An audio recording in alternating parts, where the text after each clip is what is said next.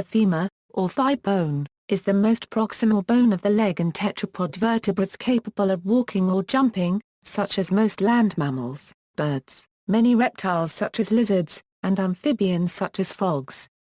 In vertebrates with four legs such as dogs and horses, the femur is found only in the rear legs.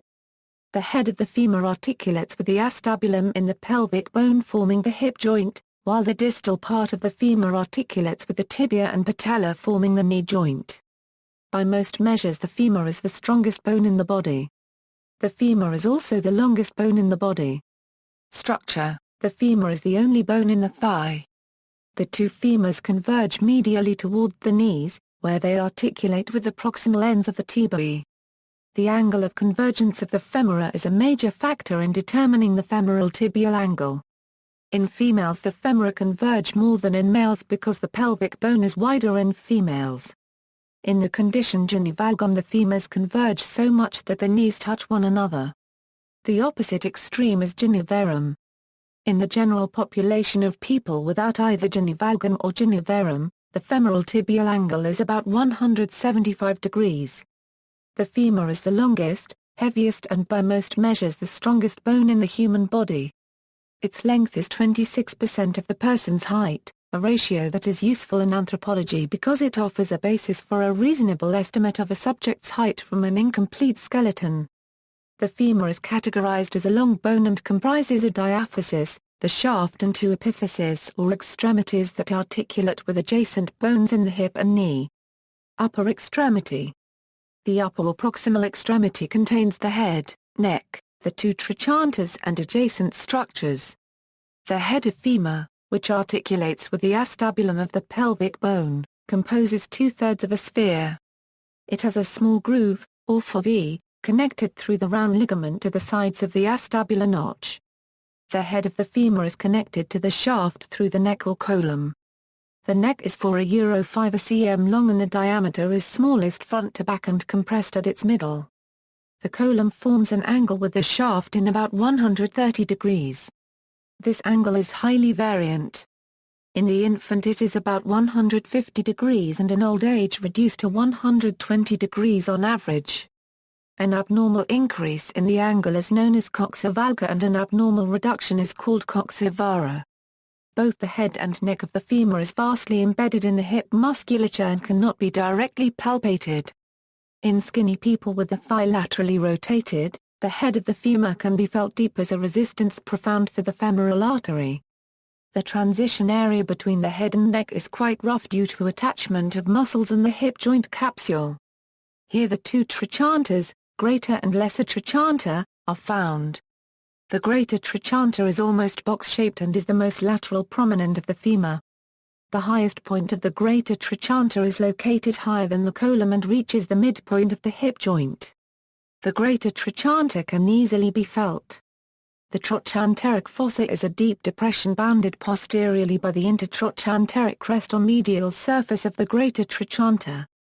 The lesser trochanter is a cone-shaped extension of the lowest part of the femur neck. The two trochanters are joined by the intertrochanteric crest on the backside and by the intertrochanteric line on the front.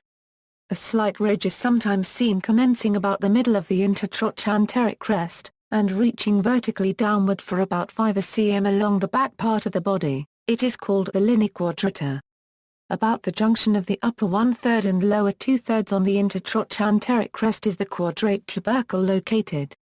The size of the tubercle varies and it is not always located on the intertrochanteric crest and that also adjacent areas can be part of the quadrate tubercle, such as the posterior surface of the greater trochanter or the neck of the femur. In a small anatomical study it was shown that the epiphyseal line passes directly through the quadrate tubercle. Body. The body of the femur is long, slender and almost cylindrical in form. It is a little broader above than in the center, broadest and somewhat flattened from before backward below. It is slightly arched, so as to be convex in front, and concave behind, where it is strengthened by a prominent longitudinal ridge, the linea aspera which diverges proximal and distal as the medial and lateral ridge. Proximal the lateral ridge of the linea aspera becomes the gluteal tuberosity while the medial ridge continues as the pectineal line. Besides the linea aspera, the shaft has two other boards. A lateral and medial border. These three boards separates the shaft into three surfaces, one anterior, one medial and one lateral. Due to the vast musculature of the thigh, the shaft cannot be palpated.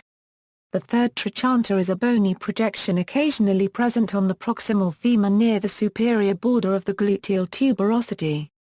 When present, it is oblong, rounded, or conical in shape and sometimes continuous with the gluteal ridge. A structure of minor importance in humans, the incidence of the third trochanter varies from 17–72% between ethnic groups, and it is frequently reported as more common in females than in males. Lower extremity. The lower extremity of the femur is larger than the upper extremity. It is somewhat cuboid in form, but its transverse diameter is greater than its antero-posterior. It consists of two oblong eminences known as the condyles. Anteriorly, the condyles are slightly prominent and are separated by a smooth shallow articular depression called the patellar surface. Posteriorly, they project considerably, and a deep notch, the intercondylar fossa of femur, is present between them. The lateral condyle is the more prominent and is the broader both in its antero-posterior and transverse diameters. The medial condyle is the longer and, when the femur is held with its body perpendicular, projects to a lower level.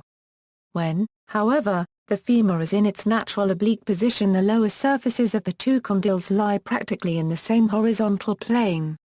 The condyles are not quite parallel with one another. The long axis of the lateral is almost directly antero-posterior, but that of the medial runs backward and medialward. Their opposed surfaces are small, rough, and concave, and form the walls of the intercondyloid fossa. This fossa is limited above by a ridge, the intercondyloid line, and below by the central part of the posterior margin of the patellar surface. The posterior cruciate ligament of the knee joint is attached to the lower and front part of the medial wall of the fossa, and the anterior cruciate ligament to an impression on the upper and back part of its lateral wall. The articular surface of the lower end of the femur occupies the anterior, inferior, and posterior surfaces of the condyles. Its front part is named the patellar surface and articulates with the patella. It presents a median groove which extends downward to the intercondyloid fossa in two convexities, the lateral of which is broader, more prominent, and extends farther upward than the medial. Each condyle is surmounted by an elevation, the epicondyle. The medial epicondyle is a large convex eminence to which the tibial collateral ligament of the knee joint is attached. At its upper part is the adductor tubercle, and behind it is a rough impression which gives origin to the medial head of the gastrocnemius. The lateral epicondyle, which is smaller and less prominent than the medial, gives attachment to the fibular collateral ligament of the knee joint. Function, muscle attachments, history, etymology. In medical Latin the genitive form of femur is always femoris, but in classical Latin the genitive is often femnis, and should not be confused with case forms of femina, which means woman. Clinical significance, fractures. A femoral fracture that involves the femoral head, femoral neck, or the shaft of the femur immediately below the lesser trochanter may be classified as a hip fracture, especially when associated with osteoporosis. Femur fractures can be managed in a pre-hospital setting with the use of a traction splint. In animals. In primitive tetrapods, the main points of muscle attachment along the femur are the internal trochanter and third trochanter, and a ridge along the ventral surface of the femoral shaft referred to as the adductor crest. The neck of the femur is generally minimal or absent in the most primitive forms, reflecting a simple attachment to the acetabulum. The greater trochanter was present in the extinct archosaurs, as well as in modern birds and mammals, being associated with the loss of the primitive sprawling gait. The lesser trochanter is a unique development of mammals, which lack both the internal and fourth trochanters. The adductor crest is also often absent in mammals, or alternatively reduced to a series of creases along the surface of the bone. Some species of whales, snakes, and other non-walking vertebrates have vestigial femurs.